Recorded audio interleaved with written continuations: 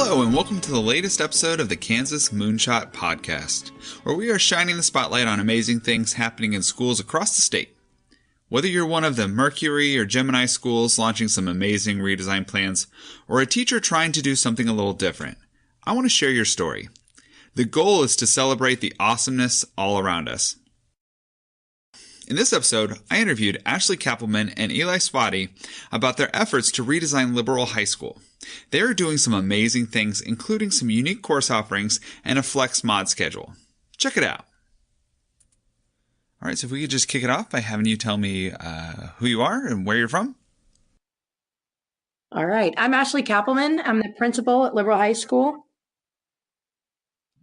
I am Eli Svaty, the Language Arts Department Chair at Liberal High School and the pilot for the redesign program. Excellent. So are you guys a Mercury school or Gemini school? We're a Mercury 7 school. Okay, that's what I thought. So you guys are in the launch phase right now? Yes. Okay, so why did you decide to go through the redesign phase in the first place? I mean, it's a lot of work. There's a lot involved in it. So what made you decide to tackle redesign? Really, it was looking at our student body and realizing that we could do better. We'd all been in education for a long time, and there were always those thoughts kind of in the back of your head thinking, there's got to be a better way to do this. There's got to be something different that gets kids more engaged. And then we sent out a Gallup survey to our student body on student engagement. And when we received the data from that, we realized that the students felt the same way. We weren't reaching the student body in the way that we thought we were reaching them. They were not engaged in school. We weren't offering them the courses that they needed or the opportunities that they needed. And here in redesign was the chance for us to do something about that with the support from the state rather than trying to do it behind closed doors. Okay, so you guys are in this redesign phase. You're launching this redesign. Is there an elementary school that's redesigning as well? Yes, we do. Meadowlark Elementary is our partner school in this. They opened last year. So it was a great opportunity for them that's just kind of how they do business, basically.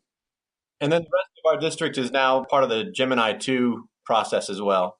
Okay, so you guys are all in on this redesign thing. Yes. Very, very well supported by our school board, our district office, and our community. That's excellent. So what are you guys launching this year in your launch phase? Well, that's a pretty long list. When you think about it, we had a number of teams last year research different components that we wanted to try to include. So we're looking social emotionally, we're looking at hope and growth mindset and problem solving skills so that these students have an opportunity to be ready on a lot of those soft skills that they weren't necessarily getting otherwise. Part of that comes through a typical school day. We changed our schedule to a flex mod schedule so that now students have an opportunity to kind of decide how they're going to spend their time for classes and for homework and for the support that they need. So that kind of builds those problem solving skills within that.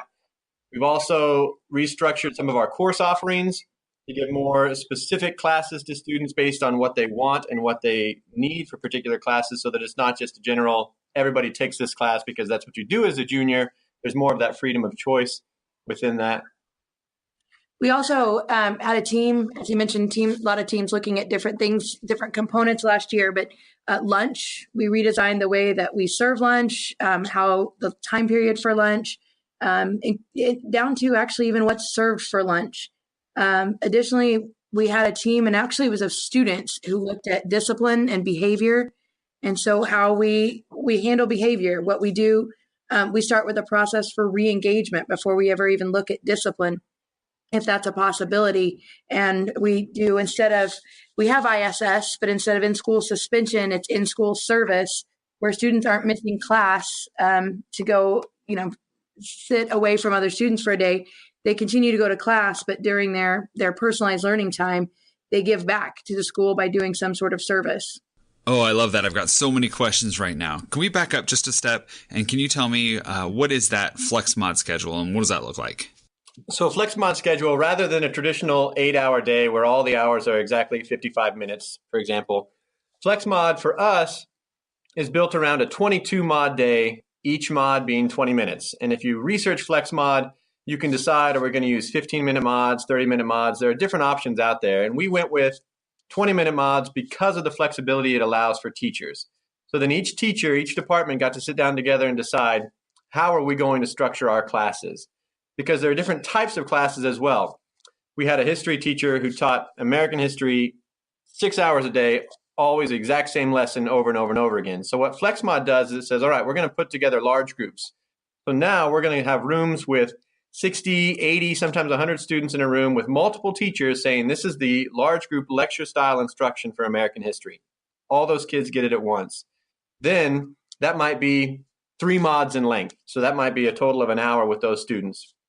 The next day, they might not even meet with that particular class, but then they'll follow that up with a lab class that could be 2 mods, which is 40 minutes, or it might be another 3 mod class. What it does, though, is it gives you the chance to say, this is how structurally we're going to create our classes. So that we'll have large groups with mass instruction with multiple teachers. We'll have lab classes that can be set up for the time that we need and the instruction that we need, which is very similar to a traditional class. We also have small group instruction, which is more of like a discussion type group that you can meet with small groups. And then there's also personalized learning time. So what FlexMod has allowed us to do is take away that time where teachers just sit and watch students work. We deliver the lectures, we support through the labs, but then we're not just going to sit there while you're working on your homework or your assignment. All of that is done through personalized learning time, where these students can go to resource rooms and get the support that they need from other teachers in the building, so that they have, again, that flexibility to decide how they're spending their time during a typical school day. So there is no longer that standard, you're in when that bell rings, you're out when that bell rings. We actually don't even have bells at Liberal High School anymore. Students transition every 15 minutes or so, depending on the classes that they're in, because some classes are longer, some classes are shorter. Wow, that sounds amazing. That sounds like there's so many things going on. What are the logistics of that? Because I think that's what some people are going to have to wrap their minds around is how does this function on the day-to-day level? So we have some amazing ladies in our counseling department who studied this. They talked to a lot of other schools who are doing this and started looking at how that was done. But so then they looked at it from the logistics and the whole school approach. But then we also, we had teachers visit different schools again to see what it looked like in action. So that way then departments were given the opportunity to decide how they were going to package their classes, is what we called it. So it was an American history class, 1 large group or 2 large groups a week plus 2 small groups. And then we allow about 4 or 5 mods of personalized learning time where students can come in and get help, or they can do it completely differently if they like. But so these departments turned in what they wanted to do for each class and how they would be packaged. And then these ladies had somewhat of a war room, basically, is what it looked like. And they started piecing it together. It was a lot like a puzzle. And we're doing a semester at a time for right now. We have this semester going, but we've seen now what kind of conflicts we've come up against where college algebra and the college American history class, for example, often they overlap each other a little bit. Well, that's the same students. So we're trying to work where we don't put students in that sort of position where they're having to share time in those classes. But again, I guess very easily put, it's a big puzzle that the department chairs and leaders, and then the counseling department has helped to put together. It is, because we now have, when we just did our enrollment counts, we have 1,400 students. And so you have 1,400 individual schedules, and you can no longer rely on, well, okay, you don't fit in that 5th hour, I'll just unplug you from that 5th hour and plug you into a different one, because it doesn't work that way, because each class is structured differently. So one schedule change can completely change your whole schedule for the week. Wow, that's amazing. So what advice would you have to a school wanting to try this out for the first time moving forward? What advice would you have for them? So much of it is deciding if it's really what's best for you. Is it going to provide you the opportunities that you think are best for your students, best for your staff, best for the community? And if you can't answer those questions in the affirmative, then I wouldn't recommend it, because it is a significant amount of work. And then the second one is communicating with the schools who have been doing this. When we first started researching it, we found schools that had transitioned within the last 5 years, but we also found schools who'd been in the FlexMod for the last 4 decades. So having those resources is remarkable. Excellent. Earlier you said that you guys are changing up some of your course offerings. What do those different course offerings look like? So, and I'll let Mr. Svaty go back into it in more detail, but we've gone away in both the history and the English department is where you see the bulk of the change, but they've gone away from some of the traditional classes with the traditional names, so to speak, and they more themed. For instance, and they still meet the standards, but for instance, American history, you take the traditional lecture basically and get the traditional information like an American history class, but some of the small groups include conflicts in war or through film. There's different ways that students, or project-based, there's different ways that students can then manipulate the content. The English department, I'll let him explain more about, but it's all gone to semester courses.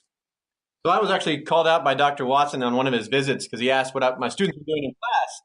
And I said, oh, they were reading Huck Finn. And he's like, well, why? Why does every kid need to read Huck Finn? And as an English major, I was offended by that. I was like, well, it's Huck Finn. Everybody has to read that. But then I go home and I start thinking about it, and you realize, what are we doing to these students when we're saying every single one of you has to take English 1, 2, 3, and 4, regardless of your passions, your interests, your plans for the future. So we did. We stripped the English department of all of those standard classes, English 1, 2, 3, and 4. Everything is semester-based, and it's based on genre studies or student interest. So, for example, this fall, we've offered mythology, young adult literature, sports literature, conversational literacy, writing for life, just a number of different opportunities for students to still meet those ELA standards, but in a package that is more interesting to them, something that they feel like, oh, I have a choice here. I can decide to go this route. Do you guys have kids in the same grade level, or are they mixed grade levels? So that's all mixed now. What we did is, as well as we offered opportunities for incoming freshmen to do test outs over every student has to pass a Grammar 101, a Comp 101, and a Literature 101 course. After that, they have the freedom to choose from any of the courses that we offer until they meet their required credits. And so some of our classes are mixed from sophomore through senior, and some even freshman through senior, which brings a nice dynamic to the class for that kind of mentor role as well. It's caused our students report they've met friends that they've never, they're just meeting a lot more new friends because they see so many different people than they're used to. Excellent. It sounds like you guys are doing some amazing things. I'm sure the engagement of your students is through the roof because you're offering them choices and they're getting into classes that they are really excited and interested in. Now, if someone wants to follow your journey, do you guys have social media accounts that people can follow you at? Sure. I have a Twitter account that's just under my name, Ashley Kappleman. But then also just a school, the email address, or even calling the school to set up a time. Yeah, we actually have an edutourism team. And so if anybody wants to come visit, they will set you up, give you connections in town for hotel stays and restaurants. We have a whole package deal so that if you want to come visit, you can decide kind of what you want to see, and then we'll take you through tours and give you more than you would ever want to know about our journey. You guys are doing some incredible stuff at your school. I'm sure there are going to be teachers who are going to be reaching out to you. Do you have any last-minute pieces of advice for teachers wanting to go through this process? It's just that it is an incredibly hard work and incredibly challenging work, but it's one of the most rewarding things that I think we've ever done. And I'll say personally that I've ever done.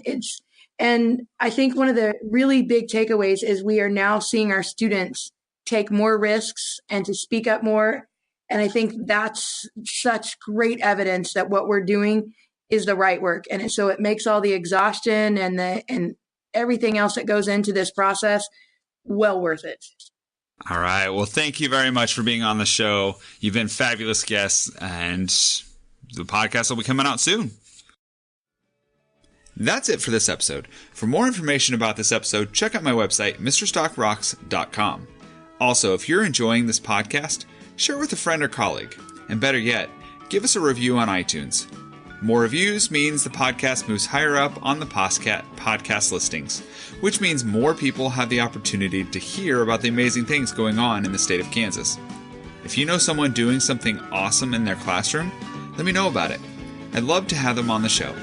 You can email me at teachlikeaninja@gmail.com or follow me on Twitter @teachlikeaninja. I've been your host, Josh Stock, 6th grade language arts teacher and self-proclaimed awesomeness expert.